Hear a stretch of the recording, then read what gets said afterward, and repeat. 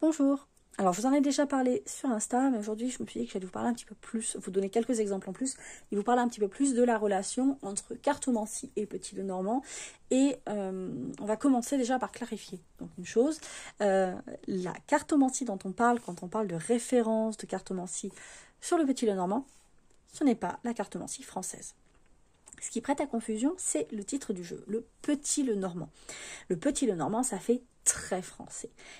Malheureusement, ce n'est pas un jeu français à la base et c'est donc un jeu pour lequel la cartomancie qui a été utilisée, les références de cartomancie ne font pas du tout référence à la cartomancie française, mais bien à la cartomancie d'Outre-Rhin.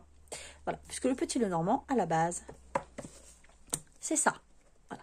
Alors ça, c'est le Hurle-Normand ou le jeu de l'espoir. Donc c'est une reproduction du jeu de l'espoir d'origine, qui est le jeu qui était renommé Petit Lenormand. Le jeu de l'espoir, à la base, comme je vous disais, c'est ceci. Donc, ce sont ces cartes-ci. C'est un jeu de société. Comme vous pouvez le voir, on retrouve les éléments du Petit Lenormand dedans, c'est assez clair, mais c'est un jeu de société. Donc c'est un petit peu comme un jeu de loi, si vous voulez, pour simplifier un peu les choses, où la personne, en fait, va avancer de carte en carte, et en fonction de la carte sur laquelle elle atterrit, elle va gagner des jetons, perdre des jetons, revenir 3 cartes en arrière. Voilà, on est entre le jeu de loi et le Monopoly, si vous voulez, version Allemagne, enfin ce qui est aujourd'hui l'Allemagne, de 1799, puisque ce jeu est sorti en 1799. Il a été créé par un certain Hechtel, il a été imprimé à Nuremberg et il a été d'abord distribué donc comme jeu de société. C'est pour cela que l'on retrouve dessus des références de cartes à jouer, puisque c'est un jeu qui pouvait être utilisé comme un jeu de société, mais également comme un jeu de cartes à jouer classique. Petit à petit, ce jeu va être utilisé à des fins divinatoires, tout simplement parce que dessus vous avez des cartes à jouer. Tout ce qui a une carte à jouer dessus, on peut l'utiliser en cartomancie, plus ou moins, et c'est exactement ce qui va se passer pour ce jeu.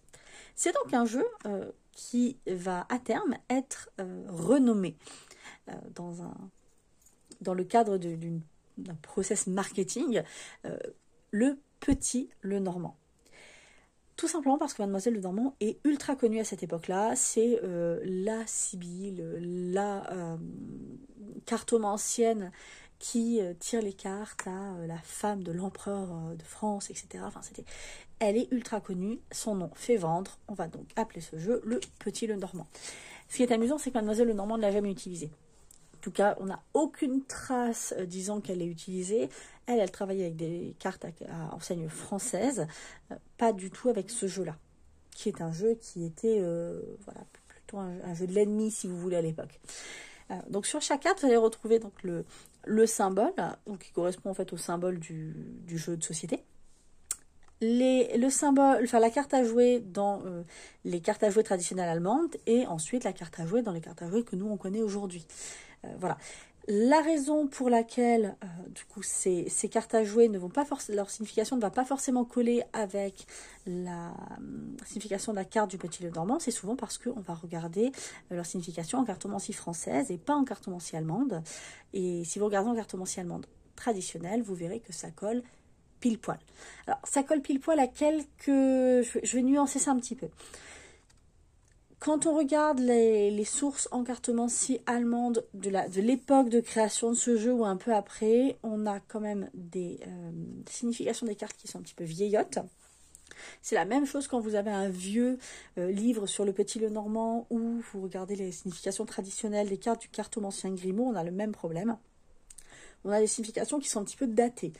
Le Petit Lenormand, c'est un jeu qui a toujours énormément le vent en poupe, qui est énormément utilisé, qui est beaucoup apprécié, qui a été beaucoup créé, recréé, transformé. C'est un jeu qui évolue. C'est un jeu qui s'est adapté au monde actuel, à la société actuelle, etc. Vous avez plein de jeux, c'est le cas du mien, dans lequel on ajoute des cartes pour couvrir un petit peu plus que juste le monsieur et la dame, si vous voulez. Et ça, c'est quelque chose que l'on ne retrouve pas dans la cartomancie allemande traditionnelle, si vous voulez. La différence principale entre la signification cartomancie traditionnelle allemande et la signification de la carte du Petit Lenormand, c'est ça. Sinon, en dehors de ça, vous allez voir que ça colle vraiment très très bien. Maintenant, je vais vous montrer la différence, enfin ce que ça donne en fait, quand on compare avec de la cartomancie traditionnelle française. Ça qui est assez rigolo. Pour cela, on va utiliser le Thea Maculis le Normand et on va également utiliser le cartomantique. Ça vous permet d'avoir un visuel sur la signification des cartes. J'ai pris 2 exemples dans chaque suite. On va jeter un petit peu un œil sur à quoi ça correspond. Alors, on va commencer par l'ami serpent. Le serpent dans le petit Lenormand, c'est une carte négative.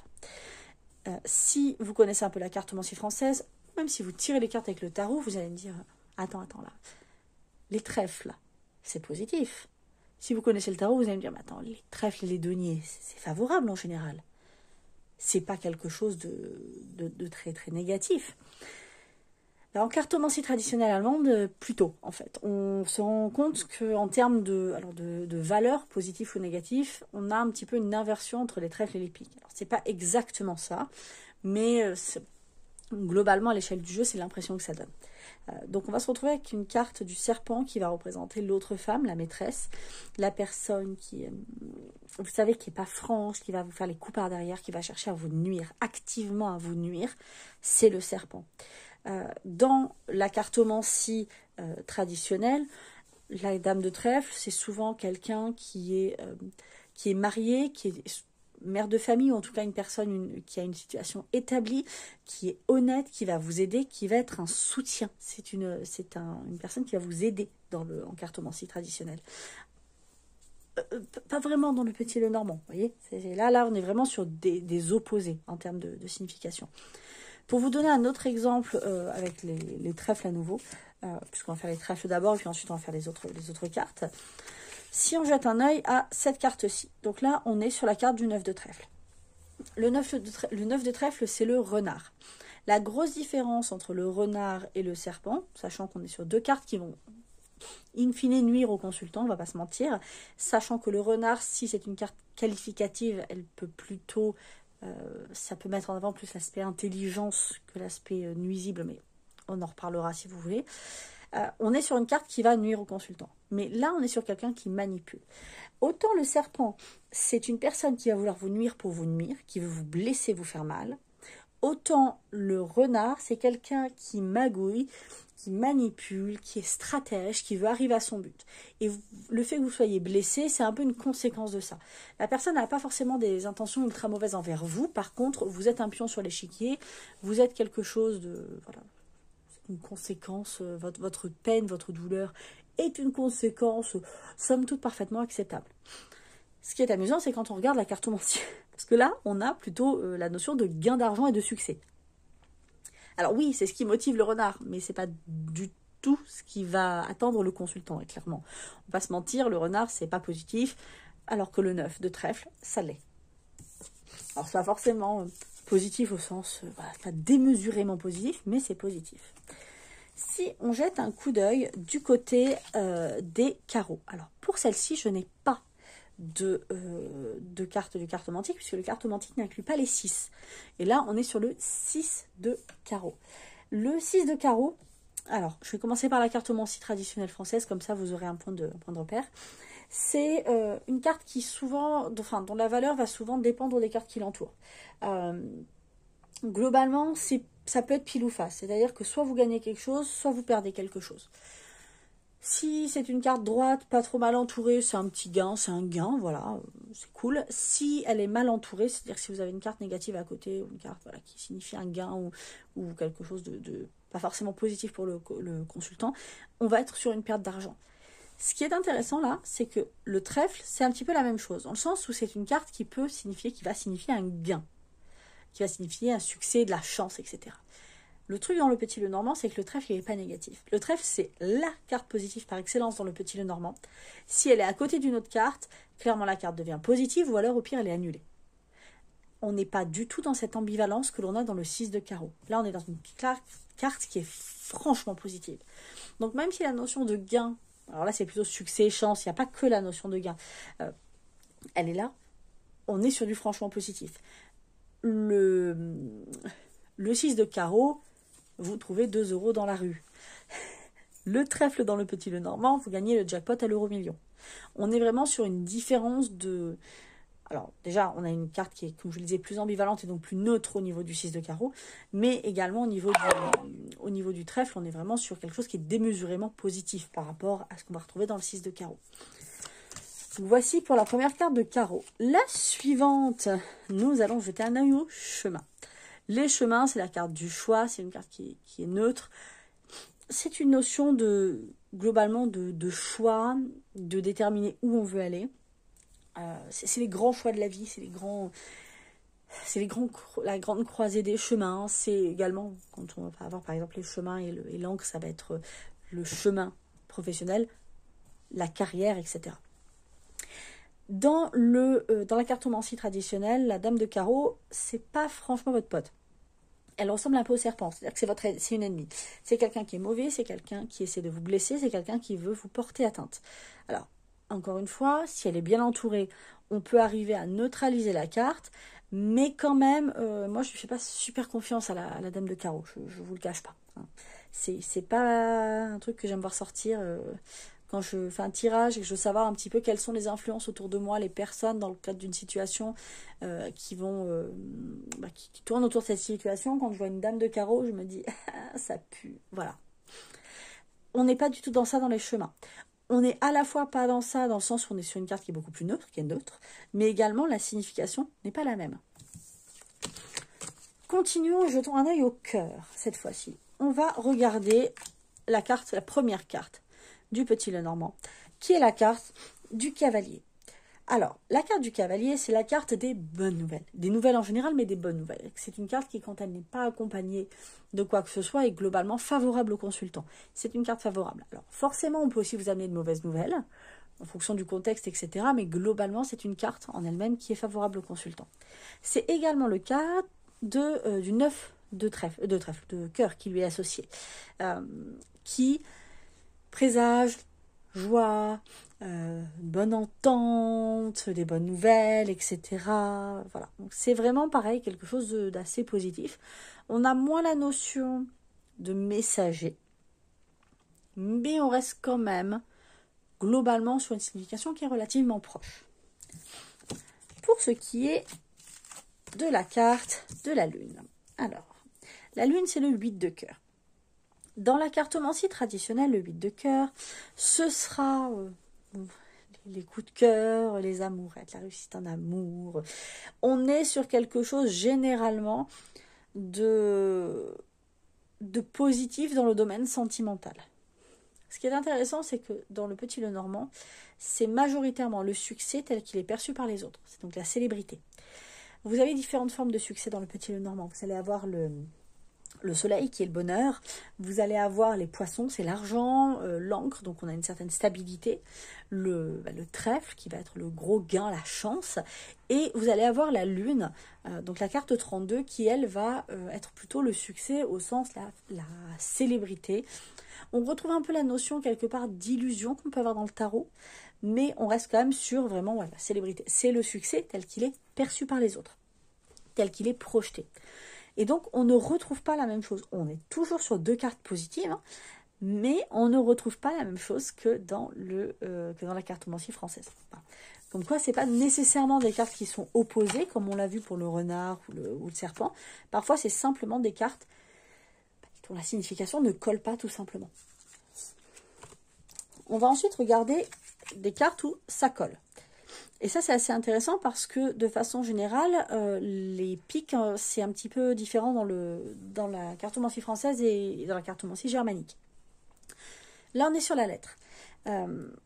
Et donc, le 7 de pique. Le 7 de pique, c'est l'absolu, c'est la certitude. Ça va être éventuellement l'arrivée de lettres, de messages. Alors, plus l'arrivée de lettres, de messages dans le sens du cavalier, pour le coup. Et on va également retrouver l'aspect favorable, voilà, le fait qu'on solidifie quelque chose de favorable. On est moins sur quelque chose de positif au niveau de la lettre, mais on a cette notion de certitude d'écrit, quelque chose qui est fixé. La lettre dans le Petit Lenormand, c'est un document écrit. Voilà. Donc là, on a quelque chose de relativement proche. Maintenant, jetons un œil à la dernière carte exemple. Nous allons regarder l'encre. L'encre dans le Petit Lenormand, c'est une carte qui est positive, qui est favorable. Alors, peut être interprétée comme neutre également. C'est la carte de la stabilité.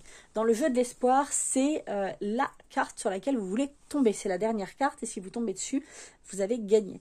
Si vous arrivez jusqu'au 36, la carte suivante, donc la dernière carte en réalité du jeu, là vous avez perdu. Donc le 35, l'encre. L'encre, ça représente la stabilité notamment dans le domaine professionnel. On a une notion de fiabilité, de sécurité, d'être bien ancré. Logique, me direz-vous. Dans la cartomancie française, on est plutôt sur